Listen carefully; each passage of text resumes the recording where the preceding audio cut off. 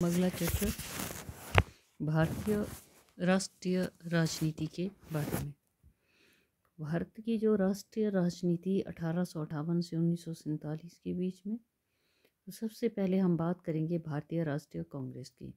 इसकी स्थापना, क्यों इसकी स्थापना हुई, इसके बारे में, और भारतीय राष्ट्रीय कांग्रेस से पहले भारत में कौन कौन से संगठन थे।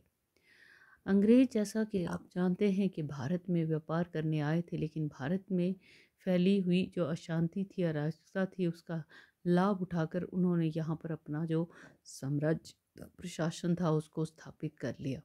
फिर धीरे धीरे साम्राज्य का विस्तार किया उन्होंने और भारतीयों के प्रति दमनकारी नीति अपनाई। भारतीयों का आर्थिक तौर पर शोषण किया, जनता में अशांति फैली, कई प्रतिरोध हुए, उनका सामना अंग्रेजों को करना पड़ा।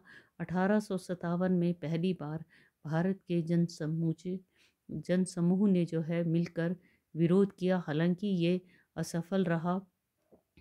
लेकिन इसके पश्चात भारतीय लोगों में या भारतीयों में जो राष्ट्रीय जागृति थी वो उत्पन्न हुई और स्वतंत्रता प्राप्ति के लिए आंदोलन जो थे वो शुरू कर दिए। 1885 ईस्वी में इसी के अंतर्गत भारत की सबसे प्रमुख बड़े जो हम ये कह सकते हैं संगठन की स्थापना हुई, भारतीय राष्ट्रीय कांग्रेस की। 1885 ईस्वी में कांग्रेस की स्थापना से लेकर 1905 ईस्वी तक कांग्रेस और राष्ट्रीय आंदोलन की बागडोर उदारवादियों के हाथ में रही। 1905 ईस्वी के पश्चात इनकी नीतियों में परिवर्तन हुआ और इसके पश्चात बागडोर जो थी वो उग्र राष्ट्रवादियों के हाथों में आ गई।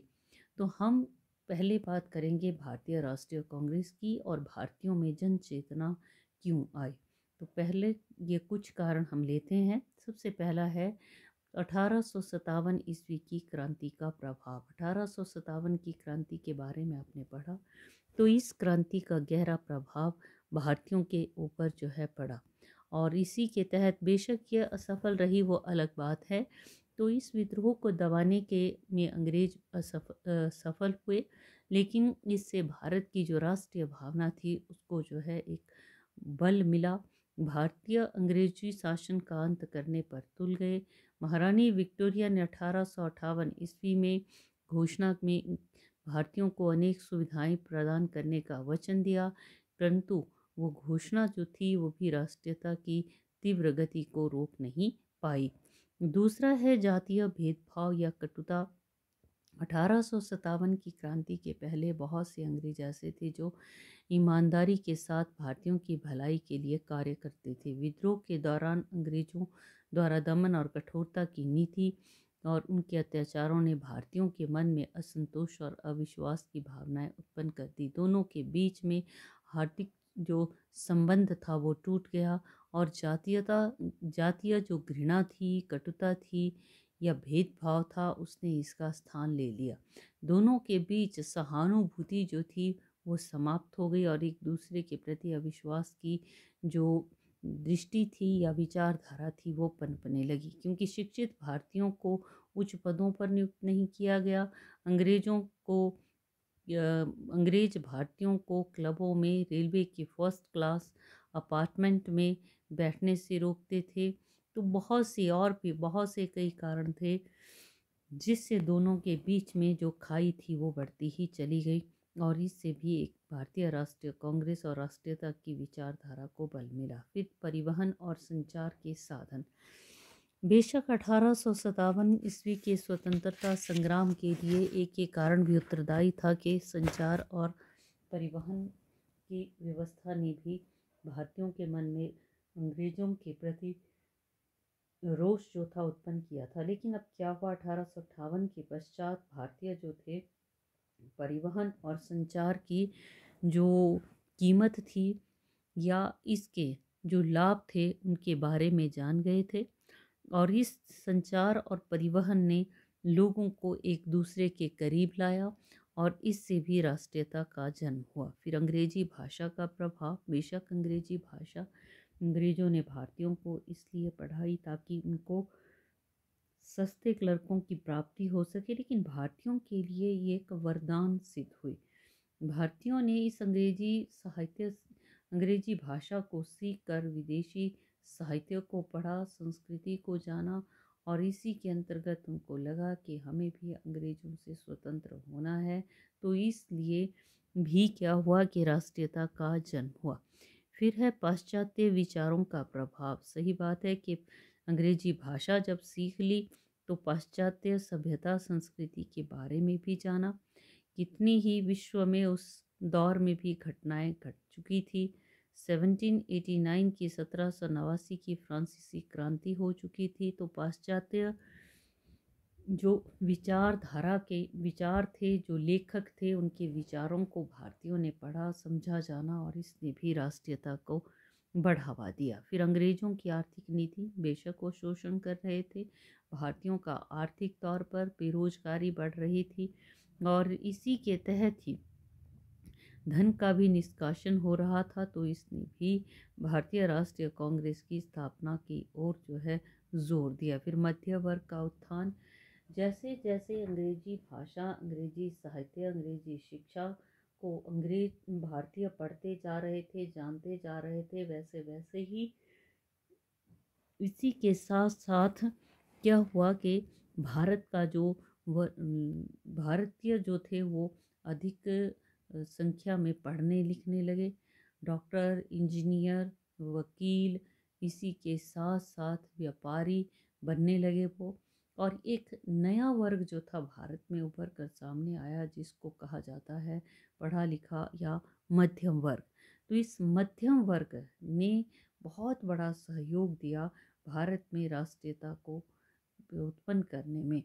वैसे भी विश्व में जितनी भी घटनाएं घटित हुई हैं, उन घटनाओं में या क्रांतियों में हम देखते हैं कि सिर्फ और सिर्फ एक ही वर्ग का हाथ रहा है और वो है मध्यम वर्ग। तो भारत में भी मध्यम वर्ग का उत्थान हुआ और इसके कारण भी भारत में जो राष्ट्रीयता की विचारधारा थी वो पनपी। फिर इसके पश्चात है लॉर्ड लीटन की दमनकारी नीति।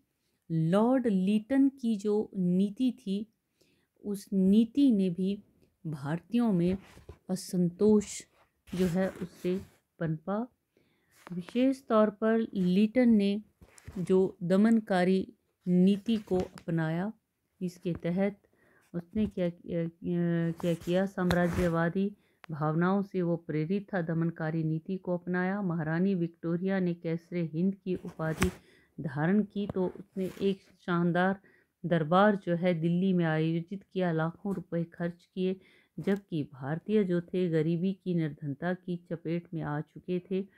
तो इसी के तहत ही बहुत अधिक धन उसने खर्च किया। लिटन ने इंग्लैंड से जो है उसने के बने कपड़े पर से आयात कर हटा दिया उसने। भारतीय उद्योगों, भारतीय व्यापार को काफ़ी हानि पहुंची। शस्त्र संबंधी अधिनियम भी जनता के दमन का एक बड़ा साधन था। इस एक्ट के अनुसार बिना लाइसेंस के शस्त्र रखना और लेकर चलाना या उसका व्यापार करना अपराध था। तो बहुत से एक वर्नैकुलर प्रेस एक्ट, जिसको भारतीय प्रेस अधिनियम कहा जाता है, उसने भारत का जो खासकर देसी भाषा में जो समाचार पत्र छपते थे उनके ऊपर ये अधिनियम लागू कर दिया गया।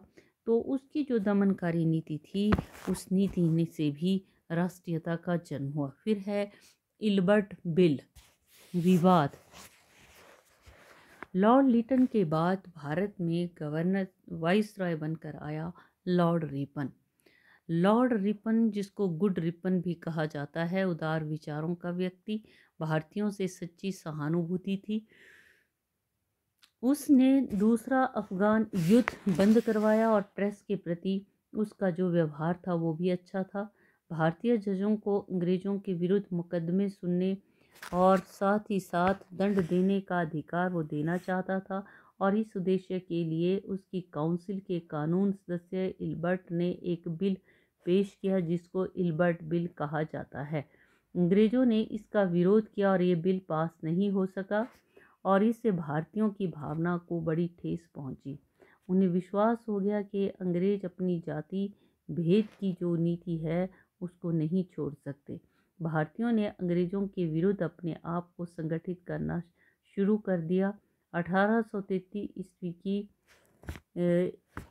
एक जो कॉन्फ्रेंस हुई उसमें सुरेंद्र नाथ बनर्जी ने भी इससे संबंधित जो अपने शब्द थे वो कहे थे कि इस रहस्य को खुलने के बाद आत्मसम्मान वाला कोई भी भारतीय चैन से नहीं बैठ सकता। यह उन राष्ट्रवादियों के लिए चुनौती है जो उसका अर्थ समझते हैं। तो इस प्रकार से हम देखते हैं कि जो इल्बर्ट बिल विवाद है उसने भी राष्ट्रीयता को जन्म दिया। नेक्स्ट लेंगे हम कांग्रेस से पहले के भारत में संगठनों के बारे में। भारत में केवल ऐसा नहीं है कि भारतीय राष्ट्रीय कांग्रेस ही एक पहला संगठन था, इससे पहले भी बहुत से संगठन जो थे समय समय पर स्थापित हो चुके थे। तो उन संगठनों के ऊपर हम थोड़ा सा बात करेंगे। तो पहला जो संगठन जमींदार सभा 1837 में कलकत्ता और उसके आसपास के जमींदारों ने द्वारिका नाथ टैगोर की अध्यक्षता में एक सभा की स्थापना की जिसको जमींदार एसोसिएशन कहा जाता है। 1838 में इसका नाम बदलकर लैंड होल्डर्स सोसाइटी रखा गया और इसका उद्देश्य राष्ट्रीय जो या एक प्रकार से ये राजनीतिक नहीं था लेकिन जमींदारों के हितों की रक्षा करना था। दूसरी है ब्रिटिश भारतीय वंग संघ। ब्रिटिश भारतीय वंग संघ की भी स्थापना की गई और ये वंग संघ जो था ये 1843 में की गई और इस संस्था के प्रसिद्ध नेताओं में राम गोपाल घोष, प्यारा चंद्र मित्रा, जॉर्ज थॉमसन, विलियम थियोबाल्ड प्रमुख थे। ये संस्था के सिद्धांत काफ़ी विस्तृत थे, इसके सदस्यों की संख्या भी अधिक थी। भारतीयों की वास्तविक स्थिति, कानूनों, संस्थाओं और देश के साधनों की सूचना प्राप्त करना, वैध तथा शांतिपूर्ण साधनों द्वारा भारत के समस्त वर्गों के हितों का ध्यान रखना इस संघ के प्रमुख उद्देश्य थे। फिर अगला ब्रिटिश भारतीय संघ। एक ब्रिटिश भारतीय संघ की भी स्थापना की गई 29 अक्टूबर 1851 को। इसने पहली संस्थाओं की अपेक्षा अधिक उत्साह से कार्य किया। श्री राजेंद्र लाल मित्रा, इसके अतिरिक्त राम गोपाल घोष, हरीश चंद्र मुखर्जी, प्यारा चंद आदि नेताओं के प्रयत्नों के फलस्वरूप इसकी शाखाएं देश के अनेक भागों में खोली गई। इस संस्था ने अपने विचारों को प्रकट करने के लिए एक समाचार पत्र भी चलाया जिसका नाम था हिंदू पैट्रियट। हिंदू पैट्रियट नाम का एक समाचार पत्र जो है इसके द्वारा चलाया गया और इसके संपादक थे हरिश्चंद्र मुक्ति और कृष्णोदास पाल। तो 1875 ईस्वी तक भारत की महान राजनीतिक संस्था के रूप में ये संस्था कार्य करती रही। फिर है इंडिया लीग। इंडिया लीग 1875 में इसकी स्थापना की गई और फिर इसके बाद इंडियन एसोसिएशन। इंडियन एसोसिएशन भी एक बहुत ही महत्वपूर्ण संस्था। सुरेंद्र नाथ बनर्जी, आनंद मोहन बोस, शिवनाथ शास्त्री, कृष्ण चंद्र बनर्जी आदि नेताओं के प्रयत्नों से कलकत्ता में 26 जुलाई 1876 ईस्वी को इसकी स्थापना की गई। हिंदुओं और मुसलमानों में मैत्रीपूर्ण संबंध स्थापित करना, शक्तिशाली जनमत संगठित करना, जनसाधारण के हितों के आधार पर देश में एकता उत्पन्न करना तथा जन आंदोलन को अधिक व्यापक बनाना इस संस्था का प्रमुख उद्देश्य था। इस संस्था की स्थापना केवल बंगाल में ही नहीं की गई बल्कि मिदनापुर, पटना, कानपुर, इलाहाबाद, लाहौर, फिरोजपुर में भी इसकी शाखाएं जो थी वो खोली गई। तो इसने बहुत ही सराहनीय कार्य किया और इसी के कार्यों के फलस्वरूप ब्रिटिश सरकार ने इंडियन सिविल सर्विस में भर्ती होने की आयु 19 वर्ष कर दी और इससे शिक्षित भारतीयों के लिए क्या हुआ कि ऊंचे पद प्राप्त करना मुश्किल हो गया। तो सुरेंद्र नाथ बनर्जी ने उत्तर भारत के अनेक नगरों का दौरा किया और अंग्रेजों के अन्यायपूर्ण नीति के विरुद्ध जनमत तैयार करने में बड़ा सराहनीय कार्य किया। फिर है Bombay presidency association. Bombay presidency association की स्थापना जो है ये की गई 1852 में। दादा भाई नारोजी, बदरुद्दीन तैयब जी, फिरोज शाह मेहता आदि ने बम्बई में इसकी स्थापना की। लोगों की आवश्यकताओं का पता लगाना, जनहित के लिए सुझाव प्रस्तुत करना, जनसाधारण के कल्याण के कार्य करना इसके प्रमुख उद्देश्य थे। तो ये भी एक बहुत ही महत्वपूर्ण संस्था। इसके पश्चात पूना सार्वजनिक सभा। पूना सार्वजनिक सभा 1870 में नींव रखी गई। बड़े बड़े जागीरदार, सरदार, साहूकारों का इसमें हाथ था और इसी के अंतर्गत इस संस्था की हम बात करें तो 1871 तक इसके सदस्यों की संख्या 140 पहुंच गई। 1872 तक पूना सार्वजनिक सभा में स्थानीय मामलों की ओर विशेष ध्यान दिया गया।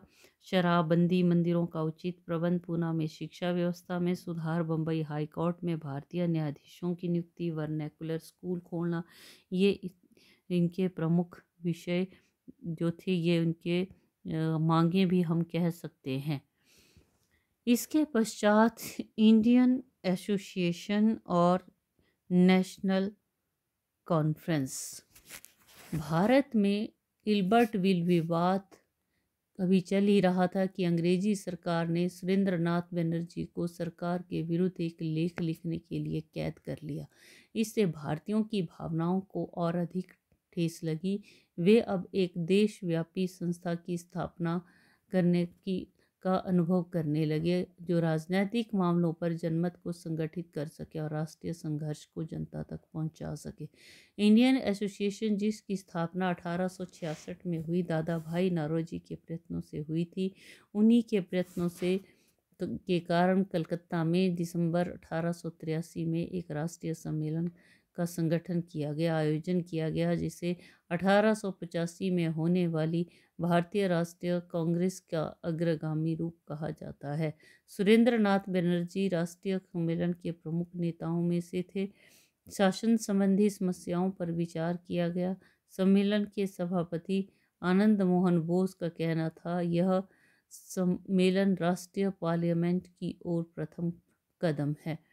तो इस तरह से ये जो विशेष तौर पर इंडियन एसोसिएशन और नेशनल कॉन्फ्रेंस थी, ये महत्वपूर्ण संस्थाएं जो थी भारत में इसी के अंतर्गत स्थापित हुई और इसी से ही आगे चलकर इंडियन नेशनल जो कांग्रेस थी, भारतीय राष्ट्रीय कांग्रेस की आगे चलकर स्थापना हुई।